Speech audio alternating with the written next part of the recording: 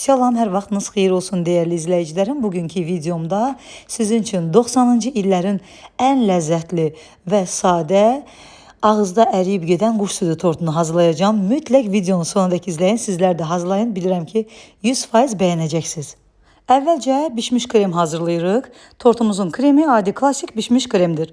1 stəkan yarım şəkər tozunun üzərinə 2 yemək qaşığı qarğıdalı nişastası, 2 yemək qaşığı un əlavə edirik və 1 ədəd yumurta əlavə edirik üzərinə. Və 3 stəkan da, yəni 600 ml süd götürürük. Südün yarısını əvvəlcə əlavə edirik və bunları topa şəklində qalmamaq şərti ilə yaxşı-yaxşı əvvəlcə yumurta çırpan vasitəsilə qarışdırırıq. Tam açıldıqdan sonra qalan südü də üzərinə əlavə edib bir dəfə də qarışdırırıq və ocağa yerləşdirib ocağın orta ateşində əlimizi dayandırmadan tam qatlaşana qədər qarışdırmaq lazımdır. Yox, əgər əlinizi dayandırsanız, əlinizi saxlasanız, onda tərkibində olan undur, nişastadır, topalana bilər, yəni düyün halına gələ bilər. Ona görə mütləq, baxın bu cür pıqqa-pıqq qaynayana kimi əlimizi dayandırmadan qarışdırırıq və artıq gördüyünüz kimi qaynamağa düşdükdən sonra çox yox, bir dəqiqə belə yenə çox az vam odda qaynadıb ocaqdan götürürük və tez soyması üçün digər bir qabın içərisinə əlavə edirik. Üzərinin də qaysaq bağlanmaması üçün üzərinə bir salafan yerləşdirib qoyuruq bir kənarda qalsın, soyusun. Krem mütləq soyumalıdır. Daha sonra isə keçirik biz xəmiri hazırlamağa. Xəmir üçün bir qabın içərisinə 100 qram kərə yağı, stəkan yarım şəkər tozu, 1 paket vanil və 4 yemək qaşığı bal əlavə edirik. Əvvəlcədən ayrıca bir qazanın içərisində də suyu qoyuruq qazın üzərinə qaynasın və həmin o suyun parında da biz bu xəmiri hazırlayacağıq. 4 yemək qaşığı bal əlavə etdikdən sonra üzərinə 4 yemək qaşığı da süd əlavə edirik və gördüyünüz kimi altda demək ki qazan, yəni qaynayır, qazanın içərisində su qaynayır və həmin o suyun parında da biz xəmiri hazırlayırıq. Şəkər tozudur, baldır, bir də yağdır. Bunlar tam əriyənə qədər gördüyünüz kimi yumurta çırpan vasitəsilə yaxşı-yaxşı qarışdırırıq. Qaza da çox xod vermək lazım deyil. Qazın orta xodunda tez-tez qarışdırırıq. Yağ tamamilə əriyir və şəkər tozu, bal da əridikdən sonra 2 yumurtanı da ayrıca bir qabda qarışdırırıq və yumurtanı əlavə edərkən mütləqdir ki, əlinizi dayandırmadan tez-tez qarışdırasınız, yoxsa yumurta içərisində bişə bilər. Yumurta ilə də bir dəqiqə qarışdırdıqdan sonra bura 1 çay qaşığı soda götürürük. 1 çay qaşığı sodanı, 1 yemək qaşığı üzüm və ya alma sirkəsi, hər ikisindən ola bilər. Sirkədə söndürüb onu da içərisinə əlavə edirik. Burada artıq o qədər qarışdırırıq ki, tam rəngi ağappaq ağarsın və köpüklənsin. Özünüz də görəcəksiniz ki, həm rəngi dəyişir, ağarır, həm də köpüklənir. Bu cür olduqda artıq mən bunu götürürəm, yəni pardan götürürəm, qazanın üzərindən götürüb və masanın üzərində ununu əlavə edirəm. 4 stəkan un istifadə etdim. Stəkan ölçümdə hər zaman videolarımda qeyd edirəm 200 ml stəkan ölçüsüdür.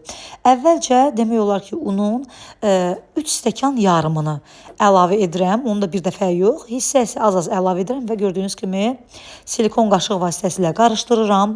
3 stəkan yarım unu əlavə edirəm və yarım stəkan unu isə saxlayıram. Xəmir ballı, şəkərli xəmir olduğu üçün bu xəmirə siz isti olarkən un nə qədər əlavə etsəz, yəni unu çox aparacaq. Və nəticədə də kündələriniz bərk alına bilər, yayanda qırıla bilər.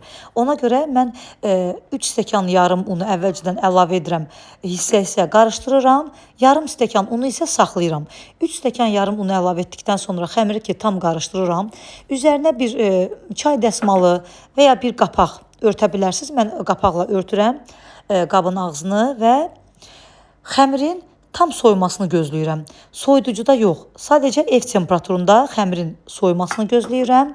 Ev temperaturunda mütləq gözlədin, soyuducuya qətiyyən yerləşdirməyin.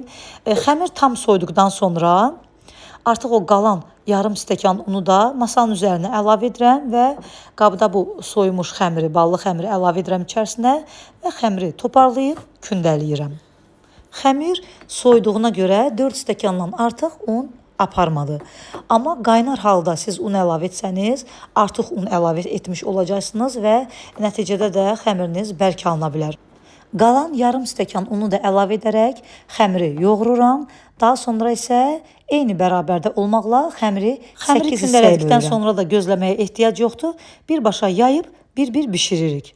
Değerli izləyicilərim, kim hardan videolarımızı izləyirsə, hər birinizdən çox xahiş edirəm ki, videolarımızı izləyərkən saniyənizi ayırıb, yuxarıda gördüyünüz bəyən düyməsinə toxunaraq videolarımızı bəyənməyi unutmayın.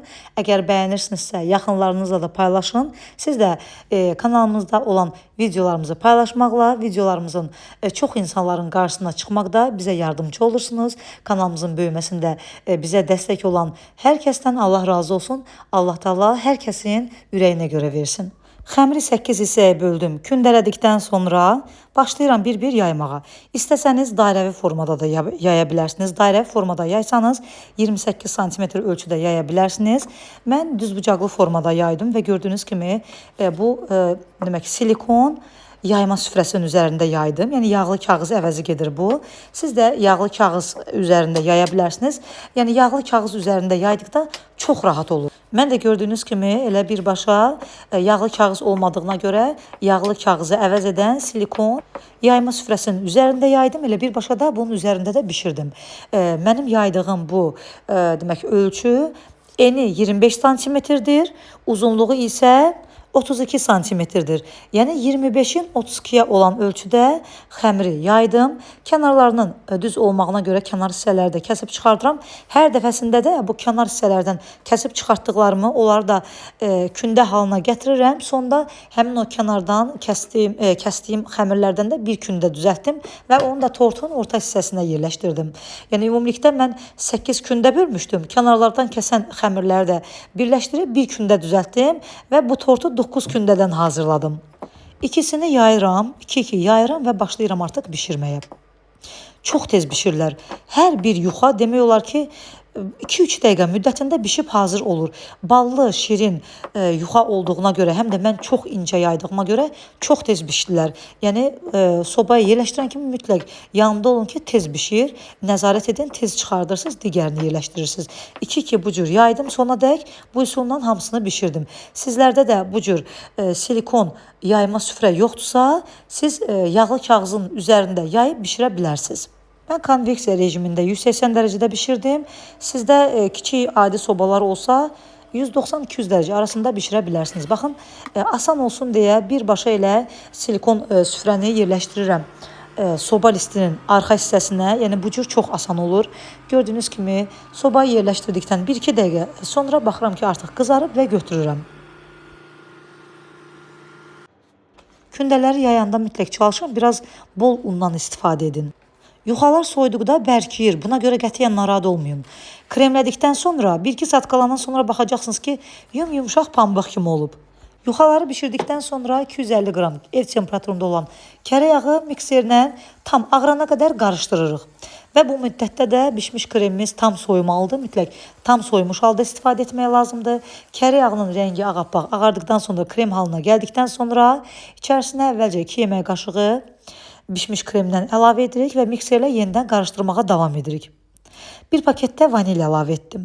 Daha sonra isə mikseri dayandırmadan qalan bişmiş kremi də qaşıq-qaşıq əlavə etmək lazımdır. Yəni bir dəfəyə əlavə etmək lazım deyil. Qaşıq-qaşıq yağı əlavə etdikdə, yəni qarışdıraraq, onda həm kremin teksturası hamar olur, həm də ki ipək kimi olur. Çox gözəl bir krem alınır. Sonda özünüzdə görəcəksiniz ki, necə gözəl, ləzzətli bir krem alındı. Görürsünüz, burada mikseri qətiyyən dayandırmıram. Qaşıq-qaşıq əlavə edərək kremimizi qarışdırmağa davam edirəm. Yəni bişmiş krem bitənə qədər bu cür qaşıq-qaşıq əlavə edərək mikserin yüksək dərəcəsi ilə qarışdırırıq. Nəticədə də hamar, ipək kimi dondurma dadında çox ləzzətli bir kremimiz alınır. Görün necə gözəl alındı. Havalı, yüngül, möhtəşəm bir krem alındı. Krem də hazır olduğuna görə keçirik tortumuzu yığmağa. Qeyd etdiyim kimi mənim tortumun ölçüsü 25-in 32-yə olan ölçüdədir. Siz amma bundan kiçik ölçüdə də yaya bilərsiniz. Yəni çox incə aça bilməsəniz, biraz bundan kiçik ölçüdə də aça bilərsiniz. Heç bir problemi yoxdur. Mənim bu ölçüdə padnosum olmadığına görə elə birbaşa listin arxa hissəsində bunu yığdım. Gördüyünüz kimi əvvəlcə demək yuxanın biri tərpənməsin deyə listin orta hissəsinə biraz kremdən əlavə edirəm və yuxaları bir-bir üzərinə əlavə edərək bolluca qəşəng kremləyirəm. Krem də hamısına yetərincə çatdı. 8 kündən var idi. Kənarlardan da kəsmişdim. Onları da birləşdirib bir kündə düzəltdim. Ümumilikdə 9 kündədən hazırladım mən bu tortumu. Və belə sonadək kremləyərək üst-üstə yığırıq. Ən sonuncu yuxanı üzərinə yerləşdirdikdən sonra biraz əlimizlə hamarlayıb, yəni əlimizlə üzərinə yüngülcə, çox bərk yox ki, qırılmasın. Biraz əlimizlə yüngülcə belə üzərindən hamarlayıb, bunu mütləq ən azı 1 saat gözlətmək lazımdır. 1 saat, 2 saat gözlədin. O qədər tez yumşalır ki, görəcəksiniz ki, pambıq qədər yumşalıb. Üzəri hamar yumşaldıqdan sonra artıq üzəri üçün glazur hazırlayırıq. Yəni glazuru qətiyyən öncədən hazırlayıb qoymayın ha, çünki bərkə bilər, qatlaşa bilər. Artıq ki əlinizi vuranda görəcəksiniz ki, tortun o üst yuxası qəşəng artıq yumşalıb. Yumşaldıqdan sonra əlinizlə üzərini biraz hamarlayın. Tortun üzəri hamarlansın. Çünki glazuru üzərinə əlavə etdikdə hamar qalsın da, əyilməsin. Çala-çuxur olmasın. Ondan sonra biz glazuru hazırlayırıq. Glazur üçün də 8 yemək qaşığı südə, 3 yemək qaşığı kakao və yarım stəkan, yəni 100 qram şəkər tozu əlavə edib, gördüyünüz kimi qəşəng biraz qaynamağa qoyuruq. Yəni əlimizi dayandırmadan bunu da tez-tez qarışdırırıq, amma az atəşdə, yəni qaza çox xod verməyin, tez qatlaşır. 1-2 dəqiqə müddətində qarışdırın. Artıq görəcəksiniz ki, biraz qatlaşmağa doğrudur. Onda ocağı söndürürsüz və üzərinə içərisində 1 dilim kərə yağı, hardasa bir təxminən 20 qram kərə yağı əlavə edirsiniz. Və tez-tez qarışdırırsınız ki, yağ ərisin. Yağ əridikdən sonra isti glazuru biz əlavə edirik tortun üzərinə. Baxın, burada mən görürsünüz üzərinə hamarlayıram. Yenə də qeyd edirəm, üst yuxanı yerləşdirdikdən sonra mütləq ən azı saat yarım, 2 saat gözlədin ki, biraz yumşalsın. Yumşaldıqdan sonra əlinizlə qəşəng üzərindən biraz belə basırsınız, üzəri hamarlanır. Daha sonra isə isti halda olan glazuru əlavə edirsiniz tortun üzərinə və qaşıqla qəşəng yayırsınız. Artıq bunu yaydıqdan sonra mütləq və mütləq soyuducuda ən azı 1-2 saat gözlətmək lazımdır.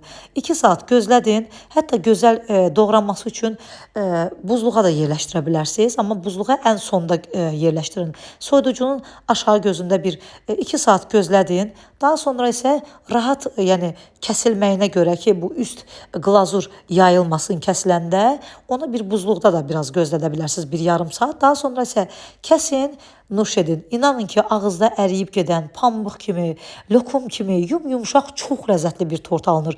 Yedikcə dadından doymaq olmur. Bilirəm ki, bu tortu paylaşanda çox adam deyəcək ki, quş südü tortu sufleli olur. Amma əslində bu tortun fərqli variantları var. Mənim hazırladığım isə bizim illərlə tanıdığımız 90-cı illərdən evlərdə və bir çox şirniyyat sexlərində bişirilən sadə quş südü tortudur. Nazik yuxaları və bişmiş kremi ilə hazırlanan bu resepti yəqin ki, çoxunuz uşaqlıqdan xatırlayırsınız. Sufleli variantı da var, amma bugünkü videoda sizə məhz bu klassik ev üsulu ilə hazırlanan sadə quş südü tortunun reseptini göstərdim. Ümid edirəm ki, siz də hazırlayıb bəyənəcəksiniz. İnşallah növbəti videolarda sizə sufleli variantını da hazırlayıb təqdim edərəm. Videonu izlədiyiniz üçün hər birinizə təşəkkür edirəm. Göz haqqınızı halal edin. Sağ olun, salamat qalın.